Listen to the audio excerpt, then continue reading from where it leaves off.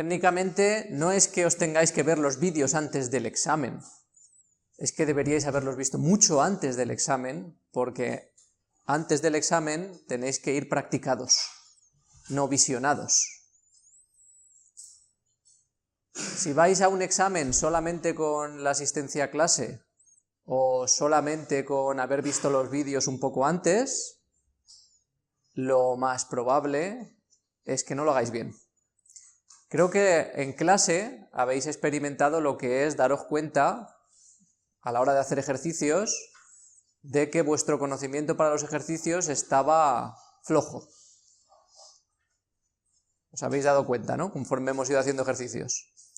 Eso es normal cuando empezáis. Es decir, si la primera vez que os enfrentáis a un ejercicio, lo normal es que no sepáis hacerlo, y de hecho lo normal es que falléis mogollón conforme os dais cuenta de las cosas que se han explicado en teoría. Las cosas que se explican en teoría no entran a vuestro cerebro como en Matrix y hace, ups, ya sé lógica. Esto no funciona así. Tenéis que practicar unas cuantas veces, que no son pocas, hasta que practicando os dais cuenta de por qué las cosas son de una manera, por qué no son de otra. Eso ocurre exactamente igual que si practicáis un deporte. No se chuta bien la primera vez que se le da la pelota, ni se tira bien a canasta la primera vez que se lanza. Hay que hacerlo varias veces hasta que uno va ajustando el tiro, porque se va dando cuenta de lo que pasa cuando lo hace de una manera o cuando lo hace de otra. Y entonces se entiende el porqué de la teoría. Pero para eso necesitáis tiempo. Y si el tiempo que vais a dedicar a hacer los ejercicios es los 2 días de antes, los 3 días de antes, o incluso la semana de antes, normalmente vais a ir jodidos, para ser exactos. La palabra clave, iba a decir un poco fastidiados, pero no, la palabra clave es jodidos. Más aún en el examen que tenemos parcial, porque recordaréis que os dije el primer día cuánta nota tenéis que sacar en el examen parcial para eliminar lógica. ¿Alguien se acuerda? 7. Muy bien. Cualquier cosa por debajo de 7 significa que tenéis que ir al examen final de lógica. ¿Vale? En el examen final, evidentemente, si sacáis un 5 está aprobado, pero en el examen parcial que tenéis ahora, cualquier cosa por debajo de 7 significa que no habéis practicado lo suficiente, significa que no habéis adquirido los conocimientos lo suficiente, porque se hace la semana después de terminar, y la semana después de terminar se supone que tenéis el conocimiento bien fresquito, y si bien fresquito no sacáis un 7, pues hombre, lo que se entiende es que no habéis practicado lo suficiente y por tanto no merecéis que se os quite lógica, debéis ir al examen final.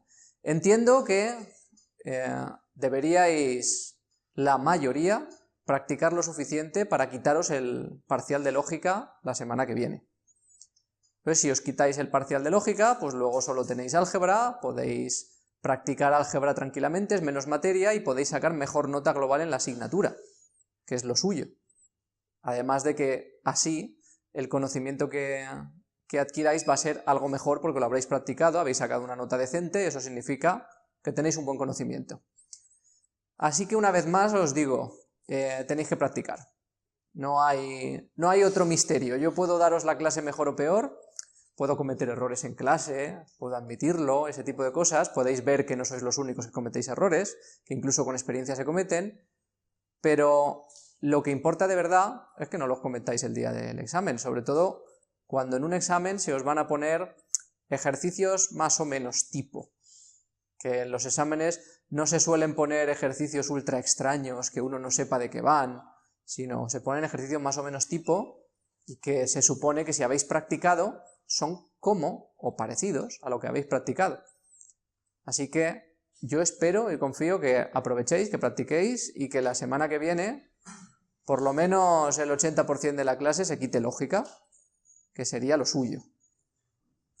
Dicho esto, ¿habéis leído ya eso que he puesto ahí?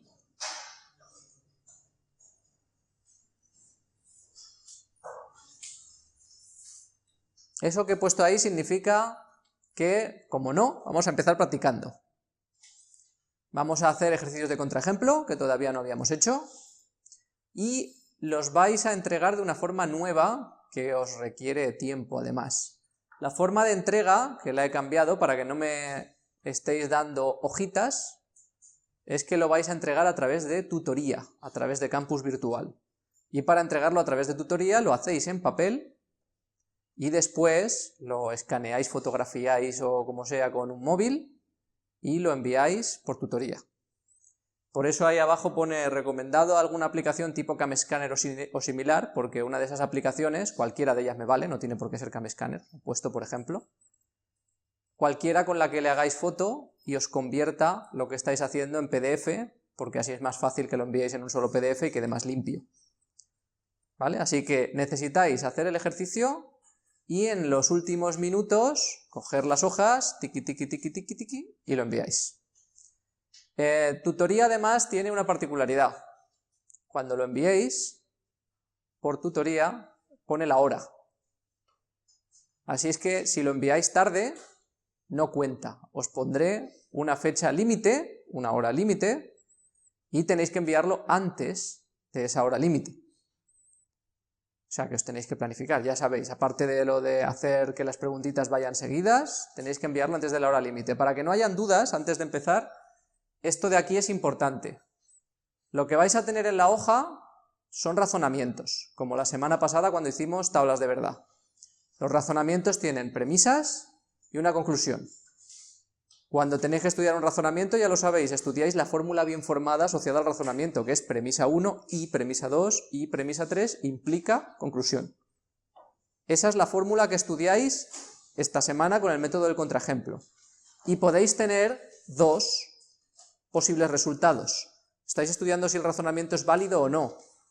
El razonamiento puede ser válido, si es válido no admite contraejemplo, y por tanto es válido y ya está, se supone que es tautología. Si no es válido, admitirá un contraejemplo, y por tanto lo que tenéis que poner en la respuesta es el contraejemplo que habéis encontrado. Algunos pueden tener más de un posible contraejemplo. Los razonamientos no tienen por qué tener un único contraejemplo, pueden tener varios. Pero con que pongáis uno que sea un contraejemplo, es suficiente. Eso, como pone aquí en la primera hoja, es decir, hacéis una primera hoja donde pongáis solamente las soluciones, pero luego quiero los desarrollos. No me vale las soluciones y ya está, sino en las siguientes hojas, los desarrollos. ¿Está claro esto? ¿Hay alguna duda? ¿No? Si lo tenéis todo claro, poneos ya en grupos de 5 y vamos empezando.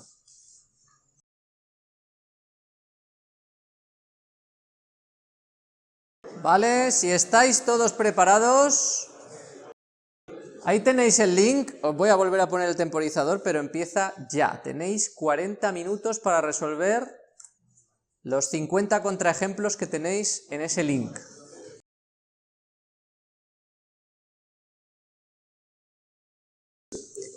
Aquellos que veis que no sabéis hacer los ejercicios, aprovechad lo que estamos haciendo porque de lo que se trata es de que sepáis vosotros, no de que sepa yo. Yo puedo haceros 200 en la pizarra, pero sois vosotros quienes tenéis que hacerlo, así que aprovechad si veis que no sabéis cómo se hace para, en esta ocasión, aprender a hacerlo. En los 30 minutos que quedan podéis aprender perfectamente a hacer los contraejemplos bien, si os ponéis a ello. Para que un contraejemplo cuando lo hagáis en un ejercicio de examen se considere bien hecho, no vale simplemente con que vayáis poniendo debajo de cada una de las fórmulas verdadero, falso, verdadero, falso. Con eso no es suficiente. Tiene que verse cómo deducís.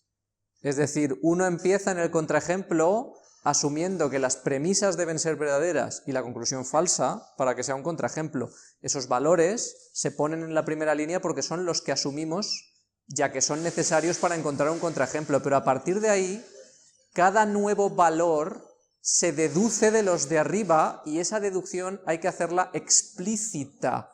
Hay que decir, esto tiene que ser verdad porque esto si no sería falso o lo otro sería verdadero. Esto tiene que ser falso porque si no tal. Y lo podéis hacer, como lo hemos hecho en la pizarra, poniéndolo abreviado porque si no tal con valores, o si no, lo ponéis con un texto. Pero tenéis que hacerlo explícito. Si llegáis a un contraejemplo y simplemente ponéis los valores de verdad, yo no sé si lo habéis razonado vosotros y por tanto no os lo puedo dar por bueno.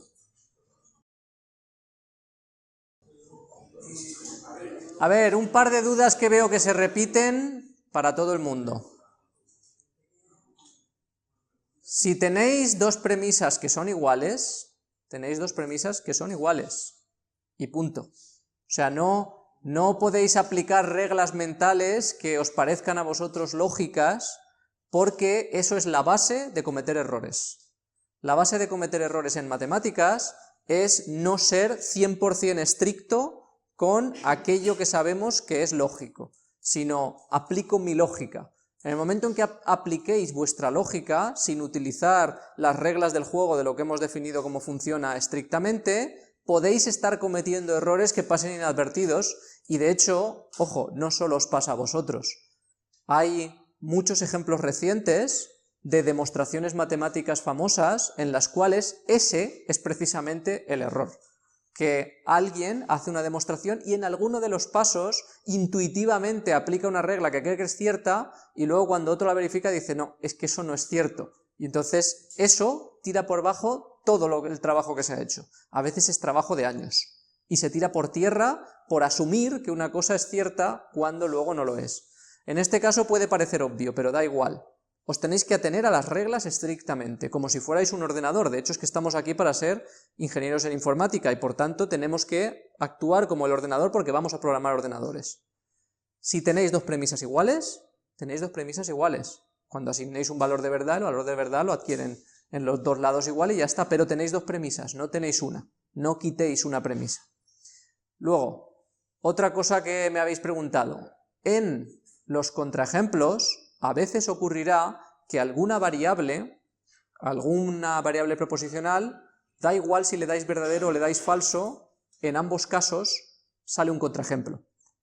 Eso puede pasar fácilmente, ¿por qué? Por lo que os he dicho antes, porque un razonamiento, la fórmula del razonamiento no tiene por qué tener un solo contraejemplo, puede tener muchos contraejemplos, y si tiene muchos, significa que algunas variables podrán variar, podrán tener verdadero o falso y seguir siendo un contraejemplo. Si es así, lo que tenéis que hacer es buscar aquellas variables que necesariamente tienen que tener un valor para conseguir el contraejemplo, y cuando ya las tengáis, si eso determina un contraejemplo, a las otras simplemente les asignáis un valor y lo justificáis como que cualquier valor que le asignéis va a dar igual porque va a ser un contraejemplo igualmente, que esas no tienen un valor fijo, sino que verdadero o falso da igual en algunas de las variables. Estas dos cosas no son equivalentes, ojo. Muchos me habéis preguntado ya por esto, si tenéis un negador y hay un paréntesis, lo que ese negador... A ver... Si tenéis un negador y un paréntesis, lo que ese negador está negando es la fórmula, no cada uno de sus componentes. Esto y esto no son equivalentes, y de hecho es muy fácil que veáis que no son equivalentes. Haced la tabla de verdad y veréis que no sale igual en un caso que en otro. Si tenéis este negador, significa que está negando el valor de la fórmula, del O, no de cada uno de sus componentes, ¿vale? Si tenéis esto, sabéis que un O es verdad siempre que al menos uno de ellos sea verdad, y solo es falso cuando los dos son falsos. Este negador dirá que esto solo es verdad cuando ambos sean falsos y falso en los otros casos, porque invierte su valor. Tanto para la disyunción como para la conjunción. De hecho, es más, esto entra dentro de lo que os decía antes. Asumir que una cosa es verdad solo porque nos parece intuitiva da lugar a error. Intuitivamente eso parece verdad, pero solamente tenéis que hacer una cosa, os ponéis a hacer la tabla de verdad de cada una de esas dos fórmulas y veréis que sale distinta, y por tanto no son la misma fórmula, es decir, no están dando lugar a lo mismo. A ver, un momento, voy a hacer un ejemplo tonto de lo que os he contado antes, para que lo veáis, ¿vale? Quiero que lo tengáis claro. Yo tengo aquí una sola premisa y una conclusión, ¿vale? La premisa es P o Q o R y la conclusión es R, ¿vale? Con lo cual, para hacer un contraejemplo, yo lo primero que asumo es la premisa tiene que ser verdad, la conclusión falsa, ¿vale? R tiene que ser falso y todo esto tiene que ser verdadero. Para que todo eso sea verdadero, como R ya es falso, ¿vale? Tenemos un falso en R, para que esto sea verdad, P tiene que ser verdad o Q tiene que ser verdad. De aquí, yo lo que deduzco es que P o Q tiene que ser verdad porque, lo pongo así abreviado, porque R es falso. Y fijaos que pongo triple igual, que eso se lo he dicho a un compañero vuestro, este triple igual lo que significa es que esto tiene el valor de verdad verdadero, porque no, igual significa que son lo mismo, esto no es lo mismo que verdad, esto vale verdad, eso vale falso, ¿de acuerdo? Por eso es un triple igual. Claro, yo lo único que puedo deducir es esto, ¿por qué?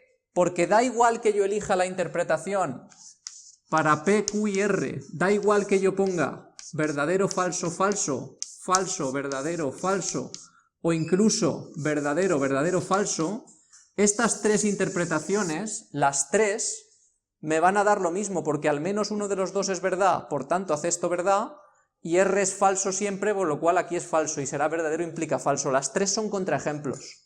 Por eso yo lo único que puedo deducir es esto, y lo siguiente que digo es, elijo uno. Ya está. Elijo V, F, F, porque eso me da igual, y ya está. ¿Entendéis? En ese caso no hay un único, ahí tengo tres contraejemplos. Tengo que elegir uno. Elijo uno porque cualquiera de ellos vale. Entonces, aquí tenéis la justificación. Esto tiene que ser verdad, y puede ser verdad de muchas formas, y ya está. Y eso os pasará a veces, como hago aquí con una fórmula, con P o Q, os pasará con P, con R, con T, con una sola, puede ser verdad o falso, y me da igual. ¿Vale? Lo indicáis y ya está. Si sabes ponerlo así, en modo abreviado, lo puedes poner. Y si no, razónalo por escrito. El caso es que se te entienda lo que estás haciendo, ¿vale? Que se vea claro lo que estás razonando.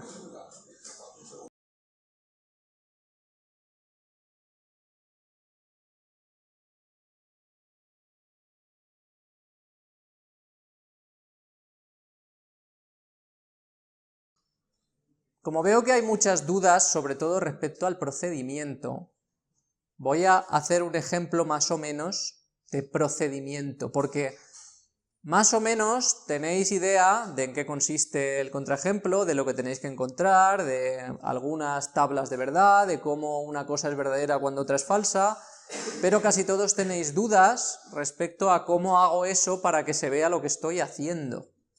Al final, lo que cuenta es que vayáis paso a paso desde un ejercicio, un planteamiento, hasta una solución, y que en cada paso que hagáis se vea claro lo que estáis haciendo. Yo parto de esto, y lo primero que tengo que hacer es crear lo que se llama la fórmula bien formada asociada al razonamiento. Aquí hay un razonamiento, dos premisas y una conclusión. La fórmula bien formada asociada a este razonamiento es premisa 1 y premisa 2 implica conclusión. Y ojo, esto ya os lo he comentado a algunos, cuando hablamos de premisa, yo hablo de la premisa 1 es todo esto, no es P ni es Q, es la fórmula. Lo que tiene luego cuando diga que P1 tiene que ser verdad, es que tiene que ser verdad P o Q, no la P o la Q es verdad, no, tiene que ser verdad P o Q, esa fórmula, ¿de acuerdo? Porque esa es la premisa 1. También he visto que tenéis dudas respecto a los razonamientos de por qué es esa fórmula y si me la tengo que saber. Esto son cosas que estamos dando lógica, tenéis que encontrarle la lógica, valga la redundancia, a lo que estáis haciendo. Si yo hago un razonamiento, imaginaos que este razonamiento fuera premisa 1, los lunes tengo lógica. Premisa 2, hoy es lunes. Conclusión, tengo lógica. ¿Por qué he llegado a la conclusión? Porque asumo que las dos premisas son verdad. No asumo que una es verdad u otra es verdad, no. Las dos son verdad y de las dos, como verdad, deduzco la conclusión. Eso es lo que estoy poniendo aquí. La primera y la segunda implican la conclusión. Todas las premisas juntas tienen que implicar la conclusión. Por tanto, yo tengo que asumir que todas las premisas, cuando todas ellas son verdad, la conclusión debe ser verdad. Eso es lo que es un razonamiento. ¿De acuerdo? Esto tenéis que deducirlo de forma lógica. No es cuestión de que os aprendáis fórmulas, sino esa es la fórmula bien formada. ¿Por qué? Porque eso es lo lógico, eso es lo normal. Yo asumo que varias cosas son verdad a la vez y me dan lugar a una conclusión que es una consecuencia de las anteriores, se deriva. o lo que he explicado muchas veces en clase, eso es causa-efecto. Si yo tengo tres causas, todas a la vez, me van a dar un efecto, que es la conclusión, ¿de acuerdo? Bien, asumiendo eso, yo pretendo demostrar que este razonamiento no es válido, porque es más fácil demostrar que no es válido que es válido. Para que sea válido, alguien que me recuerde, ¿qué tiene que pasar para que ese razonamiento sea válido? A ver, para que el razonamiento sea válido, no. No.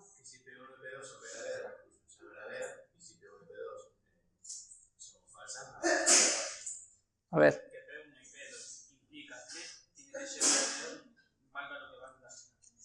Sí, pero no exactamente, ¿ves? Aquí es importante que utilicéis la terminología.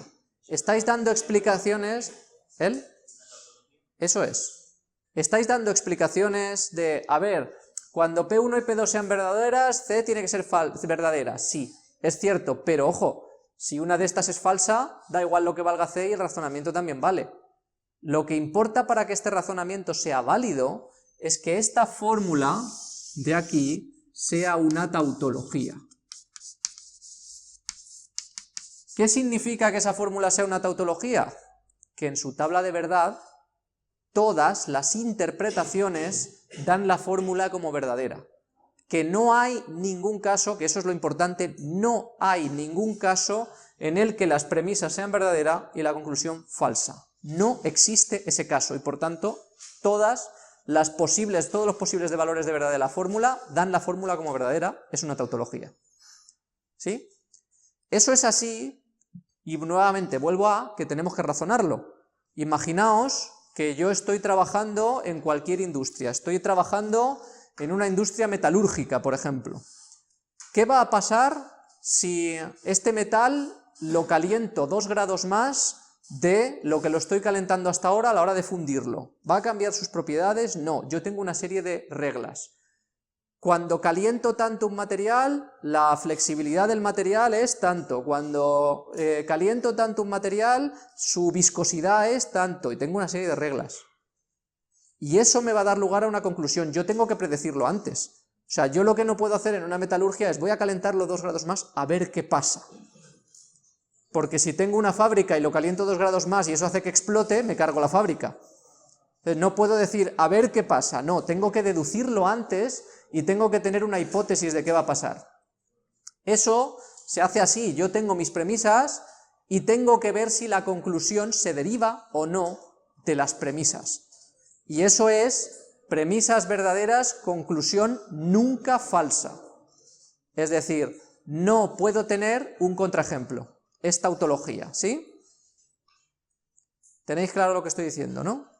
Eso es lo que hace que mi razonamiento sea válido. Y si es válido, yo asumo, cuando lo he hecho en teoría, que puedo calentar 2 grados más ese plasma que tengo de un determinado metal porque no me voy a cargar la fábrica, ¿vale? Porque asumo que no hay ningún caso que yo no haya estudiado en el que pueda pasar eso. Todos los casos me dan lo mismo, que no explota la fábrica, ¿vale? Bien, eso es, tautología. Para demostrar que es tautología tendría que hacer la tabla de verdad, porque demostrar que es tautología es ver todos los casos uno a uno y ver que en ninguno sale falso. Entonces lo que hacemos es lo contrario, decir, bueno, si hay uno solo que sale falso ya no es tautología. De ahí viene el método del contraejemplo. Y entonces yo busco ese caso, busco ese único caso, que puede ser uno, puede ser varios, pero busco uno en el que sea falso, y entonces ya no es tautología y por tanto el razonamiento no es válido. Ese caso necesariamente, y es el segundo paso, yo formo la fórmula bien formada, que ojo, esa fórmula bien formada es esta. Premisa 1 y premisa 2, no R o no S, implican la conclusión P implica no R. Esta fórmula de aquí es esa de ahí arriba.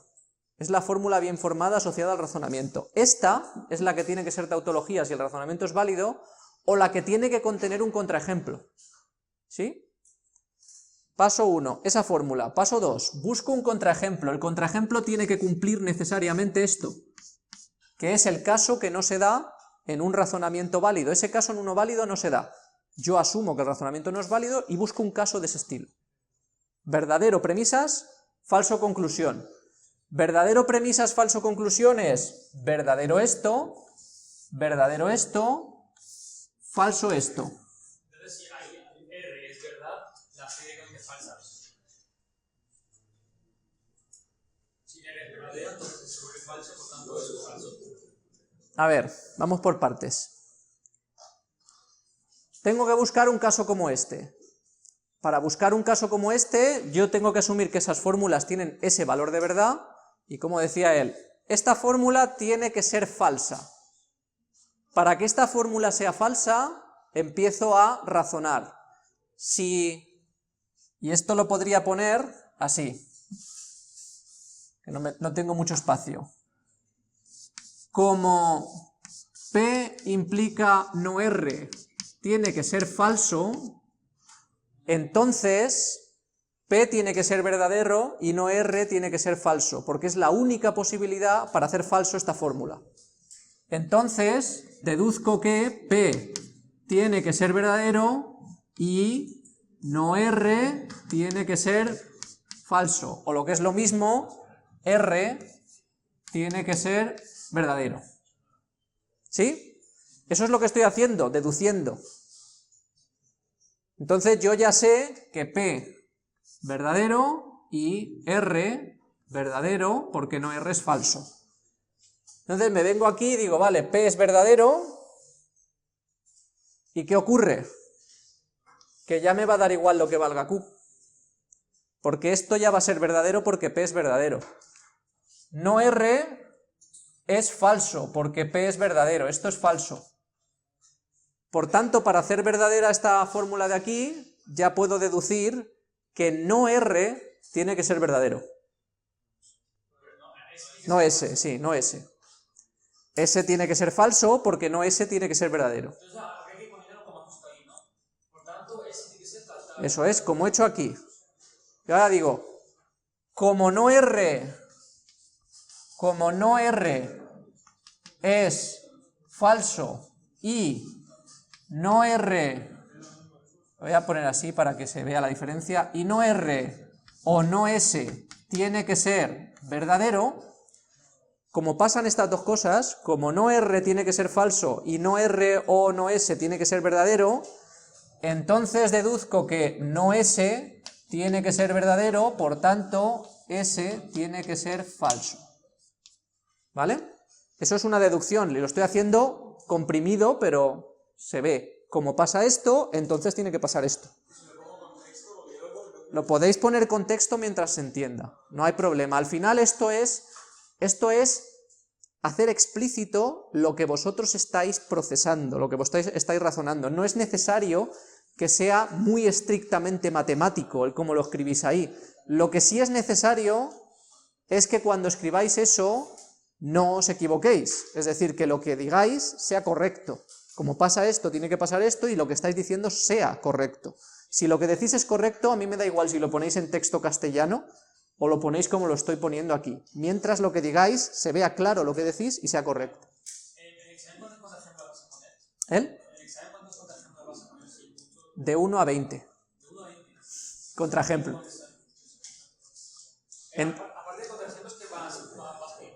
¿El? Aparte de contraejemplos, ¿qué más vas a ir? ¿Caras de verdad? Eso no te lo voy a decir. Se supone que tú tienes que estar preparado para todo. Bueno, ¿entendéis lo que quiero decir, no? Llega un momento que vamos deduciendo lo que vale cada cosa. No S tiene que ser falso, bueno, aquí lo voy a poner con las variables, R verdadero, S verdadero, y, a ver, que os vais y se nos va el tiempo. A ver, para hoy. Llega un momento, como ahora, en esta fórmula, en el que yo he deducido lo que tiene que valer cada una de las proposiciones individuales para encontrar un contraejemplo, menos esta de aquí. La Q, no hay nada que me fuerce a darle un valor verdadero o darle un valor falso. ¿Por qué? Porque va a dar igual. Si yo ahora, con estos valores de verdad que ya he forzado, a la Q le doy verdadero o a la Q le doy falso, en ambos casos es un contraejemplo. Los dos son contraejemplos de la fórmula, independientemente de lo que yo le dé de valor a la Q, porque la premisa va a ser verdadera en los dos casos.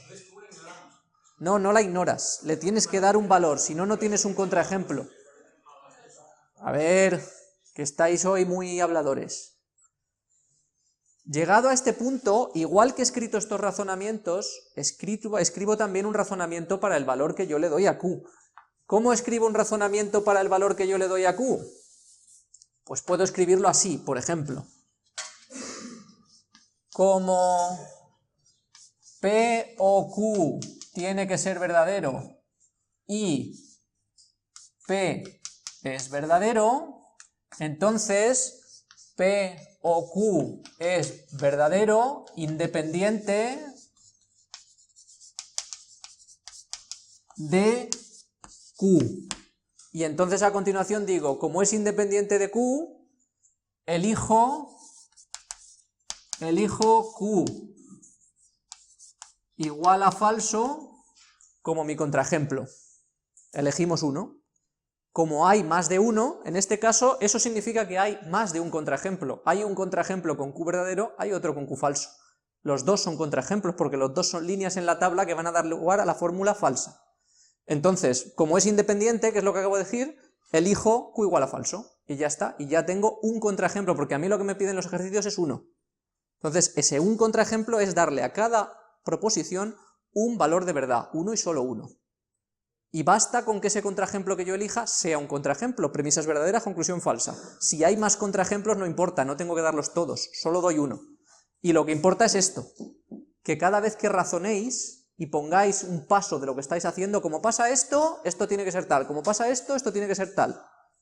Cada vez que pasa eso es importante que razonéis y que esté bien razonado. Otra cosa que os puede pasar, que ya lo he comentado antes, es que buscando el contraejemplo no lo haya.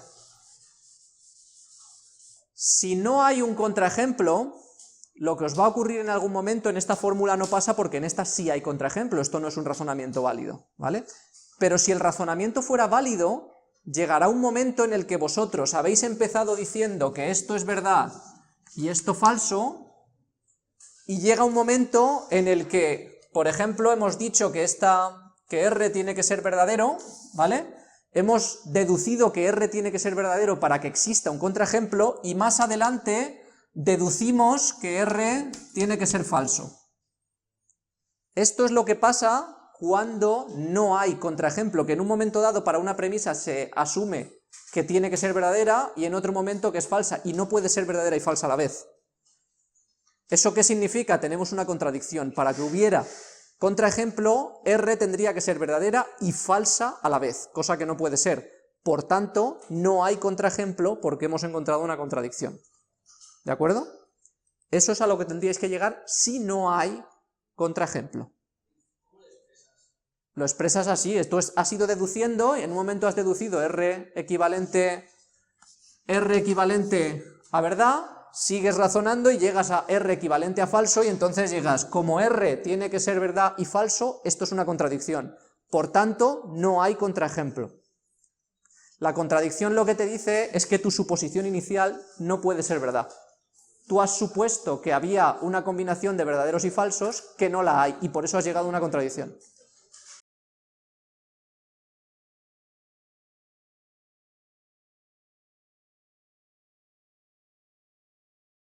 Ya habéis visto todos los problemas que tenéis con el contraejemplo, y el contraejemplo es de lo más fácil que hay en lógica. Tenéis muchos problemas, poneos ya a practicar, ved los vídeos. Tenéis todos los vídeos del año pasado y los de este año solo falta el de la semana pasada, que estoy procesándolo.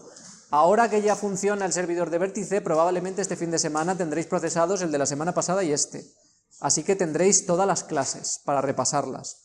Pero no os lo dejéis para el final, que insisto, ya habéis visto que si no practicáis, no lo entendéis y requerís tiempo. No lo dejéis para el final.